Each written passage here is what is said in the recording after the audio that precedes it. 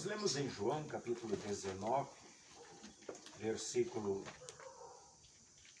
28 e seguintes.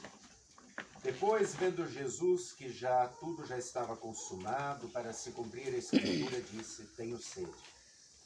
Estava ali um vaso cheio de vinagre. Embeberam de vinagre uma esponja e, fixando-a num caniço de sopo, lhe chegaram à boca. Quando, pois, Jesus tomou o vinagre, disse: está consumado. E, inclinando a cabeça, rendeu seu espírito. Queridos irmãos e irmãs em Cristo Jesus, esse é o dia mais importante da história da humanidade.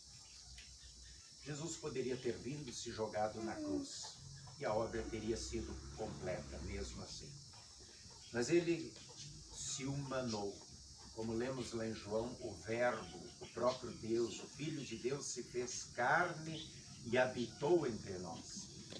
E assim ele foi um ser humano completo, passando por todas as angústias, por todos os medos, por todas as aflições, por todo o sofrimento que todos nós passamos diariamente, por causa do pecado. Ele sem pecado. E Isaías profetizou isso muito tempo antes, dizendo que ele não tinha pecado, mas carregou as nossas transgressões. Pelas suas pisaduras, pelas suas feridas, pela sua dor, pela sua agonia, pela sua morte, nós somos sarados do quê? Do pecado. E assim nós não somos mais condenados. Ontem à noite, na quinta-feira, acontece a traição. Jesus é preso, passa a noite inteira sendo condenado pelo Sinédrio. Hoje pela manhã ele é levado pelos líderes na frente de Pilatos para que haja então a condenação. E lá Pilatos logo manifesta que não vê nele crime algum. Ele não tinha crime, ele era puro e santo. A própria mulher de Pilatos havia dito que para Pilatos não se envolver com ele, que ele era um homem justo. E mesmo assim ele se sente acuado. Tenta mandar para Herodes, Herodes o manda de volta e não adianta, e a responsabilidade está nas suas mãos. Ele oferece uma troca. Ele diz: olha, eu vou dar um presente de Páscoa para vocês, vocês estão comemorando a Páscoa de vocês, a libertação da escravidão do Egito, e eu vou colocar então uma oferta. Tem aqui um grande bandido, que é Barrabás, e esse Jesus, que é chamado de Rei dos Judeus. Escolham quem eu devo soltar. E aquela multidão influenciada pelos fariseus, pelos saduceus, pelos sacerdotes que haviam feito a cabeça da multidão, e a maioria trabalhava com eles no templo, disse: crucifica, crucifica. Solte Barrabás, crucifica Jesus.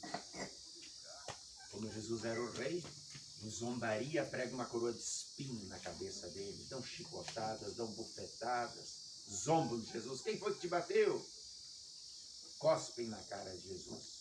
E extenuado, depois de todo aquele sacrifício, de todo aquele martírio, ainda tem que carregar sua cruz até o alto da colina do Gólgota, ou Calvário, como era conhecido, o Monte das Caveiras. E as mulheres choram, e Jesus diz: não chorem por mim, chorem por vocês e por vossos filhos. Nós não devemos chorar por Jesus, nós devemos chorar pelos nossos pecados, pelas nossas transgressões, porque se nós não nos arrependermos e buscarmos o perdão em Jesus, nós é que seremos condenados à morte. E então Jesus desmaia, Simão Cirineu ajuda a carregar a cruz e ele é crucificado. Continua zombando: sai daí, mostra o teu poder, mostra a tua glória. Não curou tantas pessoas, não ressuscitou mortos, mostra o teu poder. E riu, como Isaías havia predito lá em Isaías 53, como Davi prediz lá no Salmo 22, zombam, meneiam a cabeça, riem, repartem suas vestes. E o que Jesus faz? Uma oração: Pai, perdoa-lhes porque não sabem o que faz. Ele tem tempo de orar por aqueles que estão zombando, rindo e matando dele. Ele tem tempo de arranjar alguém para cuidar da mãe dele, dizendo: João, cuida dela, ela agora é tua mãe. E ele tem tempo de ainda salvar mais uma alma. 2 bandidos representando toda a humanidade estão ali pregados ao lado de Jesus. Poderiam ser 10, 20, mas eram 2. E não estão ao lado, um está ao lado e outro do outro lado, para representar toda a humanidade, porque um, enquanto zomba, ri, ridiculariza, é chamada a atenção dele pelo outro que diz, cala a boca. Nós estamos aqui porque merecemos, nossos crimes nos trouxeram aqui. Ele é santo, ele não fez nada de errado. E então, mostrando a sua fé, diz, Senhor, quando entrares no teu reino. Ou seja, ele crê que Jesus tem um reino eterno, para onde está indo depois da morte. Ele diz, quando entrares no teu reino, lembra de mim, tem pena de mim. Olha para mim com compaixão. E Jesus promete, hoje, em verdade, hoje te digo, em verdade te digo que hoje mesmo, quando tu morreres e eu também, nós vamos estar juntos no paraíso. Tudo isso Jesus ainda faz nesse último momento. Então, no texto de João, acompanhamos que aquele que é a água da vida tem sede. Diz, tenho sede. Embebeda um pouco de vinagre, põe na boca dele, ele não come.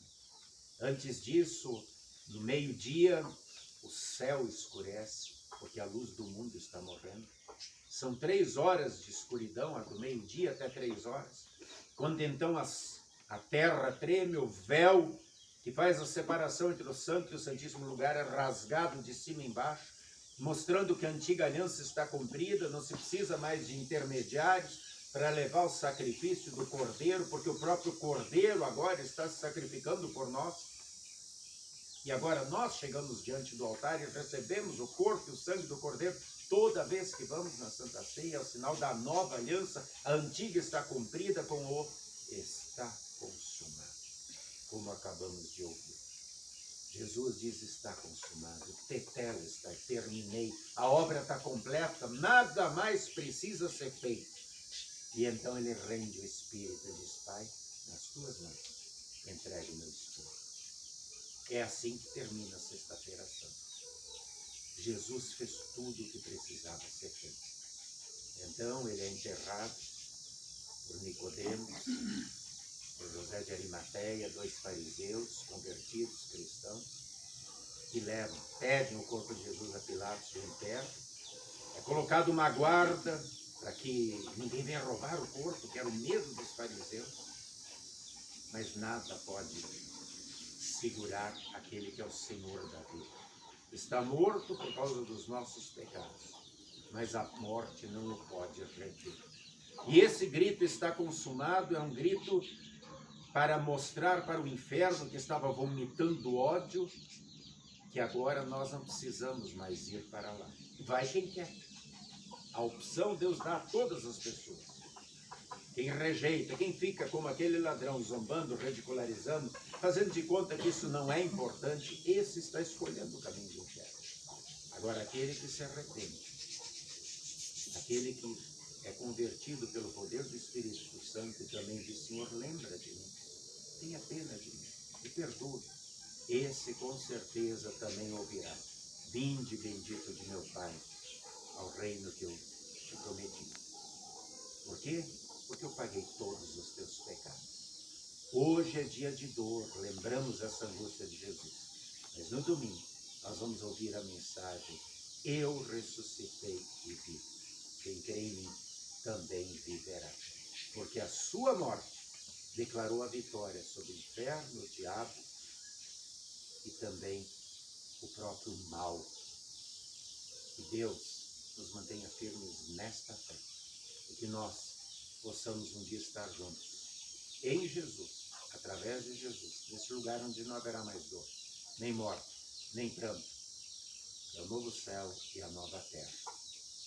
Esse é o sentido do dia de hoje, a Sexta-feira Santa. Esse é o sentido desse dia que nos leva à Páscoa e à vitória final, a vitória da vida sobre a morte. Que Deus sempre, através de nós, leve essa mensagem de vida às pessoas que conhecemos.